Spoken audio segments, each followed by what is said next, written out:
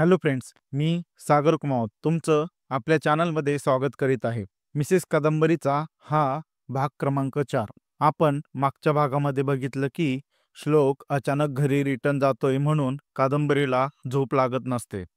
तिला श्लोकसोबत राहायचं असतं. चला तर पुढे वळूया आपल्या भागाकडे.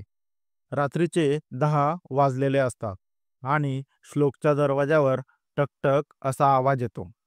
श्लोक झोपेच्या गुंगीतच उठून दरवाजा उघडतो.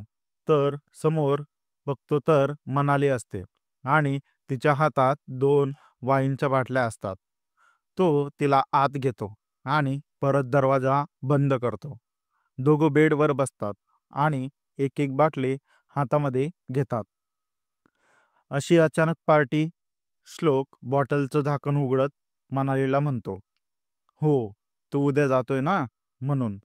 ती पण झाकण उघडतच म्हणते. दोघं बोलत बोलत पूर्ण बॉटल पिऊन जातात. आता रात्रीचे 12 वाजलेले असतात. पण कादंबरीचं बोलणं संपत नसतं आणि श्लोक पण ते ऐकत असतो. बोलता बोलता ती श्लोकच्या खूपच जवळ जाते आणि शेवटी श्लोक पण तिला मिठीत घेतो. दोघं पूर्ण रात्र सोबत घालवतात. सकाळी 9 वाजलेले असतात. पण दोघंही विचित्र अवस्थेत बेडवर पडलेले असतात. कादंबरीला जाग येते. रात्री काय घडलं हे तिला चांगलंच आठवतं आणि ती तिला आवडलेलं पण असतं. ती हळूच झोपलेल्या श्लोकच्या केसात हात फिरवते आणि खाली पडलेले कपडे घालायला लागते. अचानक श्लोकच्या फोनवर मेसेज येतो. कादंबरी फोन हातात घेते तर तो लॉक असतो म्हणून ती वरची नोटिफिकेशन पाहते. त्यात बायको नावाने गुड मॉर्निंगचा मेसेज आलेला असतो. तो मेसेज पाहतात तिचं डोकं जड पडतं. कारण श्लोकचं लग्न झालं नाहीये तिला आतापर्यंत असंच वाटत होतं आणि यामुळेच ती श्लोकवर खूप प्रेम करायला लागली होती. इतकं प्रेम की श्लोकसाठी ती तिचं पहिले लग्न मोडून श्लोकसोबत लग्न करणार होती. पण अचानक असा मेसेज समोर आल्यावर तिला कळत नाही होतं काय करायचं तर. ती एक नजर झोपलेल्या श्लोककडे बघते, पण तो तिच्या सोबत खोटं बोलला म्हणून ती रागातच तिथून निघते.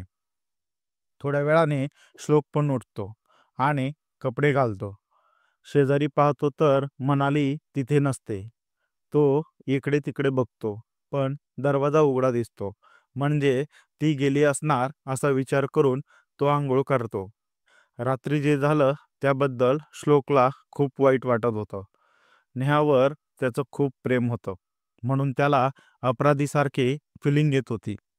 तो कसं तरी स्वतःला सावरतो. संध्याकाळचे 4 वाजलेले असतात. तो त्याची बॅग घेऊन बाहेर मित्रांची वाट बघत असतो. पण सकाळपासून एकदाही मनाली त्याला भेटलेली नसते. त्याला तिचा रूम, फोन नंबर काहीही माहीत नसतं. म्हणून तो जाताना शेवटी तिला भेटून जाऊ म्हणून तिची वाट बघत असतो. पण जायचा वेळ होतो. शेवटी तो घरी येऊन जातो. पण मनाली त्याला भेटलेली नसते.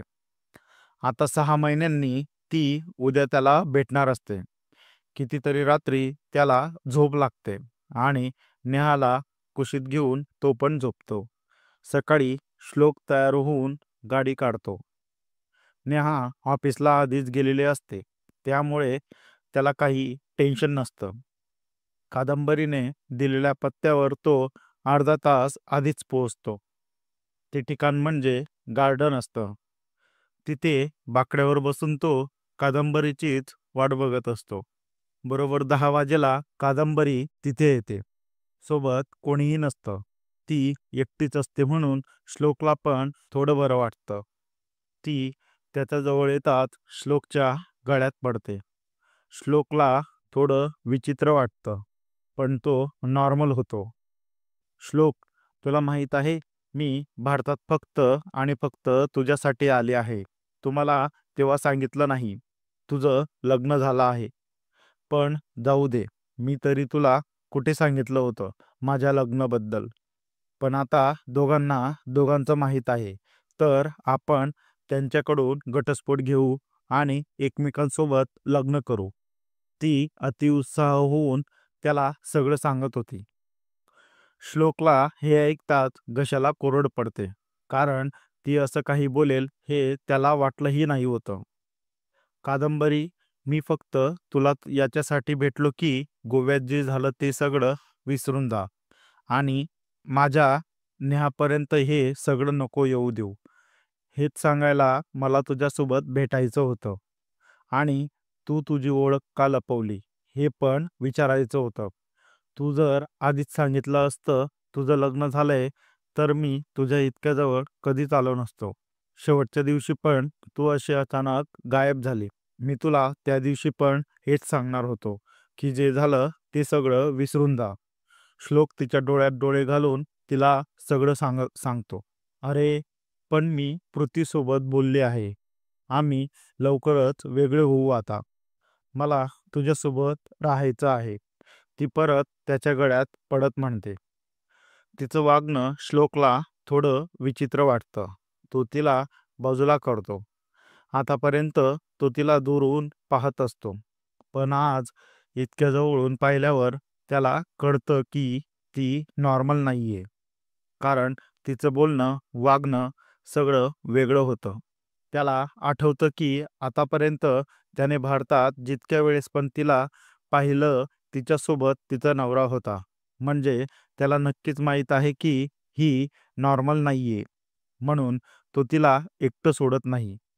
श्लोक विचार करता करता तिथून पटकन निघतो. तोच त्याच्या कानावर तिचा आवाज येतो, श्लोक, आय लव्ह यू. तो मागे न वळता दोघा हाताने डोकं पकडतो आणि गाडीत बसून घरी निघून जातो. कादंबरी नक्कीच नॉर्मल नाहीये याच्यावर त्याचा पूर्ण विश्वास बसलेला असतो. श्लोक घरी येतो. नेहा घरी नसते म्हणून तो बेडमध्ये येऊन झोपी जातो. त्याला कादंबरीचं स्वरूप पाहवत नसतं. थोड्या वेळात तो झोपून जातो. संध्याकाळी नेहा घरी येते तर श्लोक अजूनही झोपलेला असतो. ती त्याला उठवते तर त्याच्या अंगात ताप असतो. ती लगेच डॉक्टरला घरी बोलवते आणि डॉक्टर त्याला चेक करून त्याला आराम करायचं सांगून निघून जातात. श्लोक थोडा आराम करून उठतो तर नेहा त्याच्यासाठी जेवण बनवत असते. श्लोक उठून किचनमध्ये जातो. तो मागूनच नेहाला मिठी मारतो. काय झालं श्लोक, नेहा म्हणते. नेहा, मला तुझ्यासोबत बोलायचं आहे थोडं, श्लोक म्हणतो. बोल ना, नेहा म्हणते. तू आधी हे काम सोड आणि माझ्यासोबत बाल्कनीमध्ये चल, श्लोक तिला म्हणतो. नेहा आणि श्लोक दोघं बाहेर बाल्कनीत जाऊन बसतात. श्लोक एक दीर्घ श्वास घेतो आणि आतापर्यंत कादंबरी आणि त्यांच्यात जे झालंय ते सर्व नेहाला सांगत असतो. नेहाला थोडं वाईट वाटतं, पण कादंबरीचं वागणं बघून तिला श्लोकची जास्त काळजी वाटते. दोघं एकमेकांच्या गळ्यात मिठी मारतात आणि कादंबरीपासून कसं वेगळं व्हायचं हा विचार करतात. दोघं हॉलमध्ये येतात आणि नेहा टीव्ही ऑन करते. तर समोर येणारी न्यूज बघून दोघांचे डोळे उघडेच राहून जातात, कारण न्यूजच तशी असते. कादंबरीची मानसिक आरोग्य चांगले नसल्यामुळे तिने आत्महत्या करायचा प्रयत्न केला होता आणि याच टेन्शनमुळे तिचा चांगला इलाज करायला पृथ्वीराज तिला इंग्लंडला आजच्या आज नेतोय अशी न्यूज कानावर पडताच दोघांचं टेन्शनच दूर होतं. श्लोकच्या आयुष्यात आलेली कादंबरी आज कायमची भारतातून निघून जाणार होती आणि आता दोघांच्याही संसारामध्ये कोणीच येणार नाही होतं. दोघंही या बातमीने खूप समाधानी होतात. या एक बातमीने त्यांच्या नात्यात परत गोडवा निर्माण केला होता. मित्रांनो, ही कथा इथेच संपवत आहे. ही कथा कशी वाटली नक्की कमेंट करून सांगा आणि भेटूया पुढच्या कथेमध्ये. तोपर्यंत छान छान कमेंट करत राहा. धन्यवाद.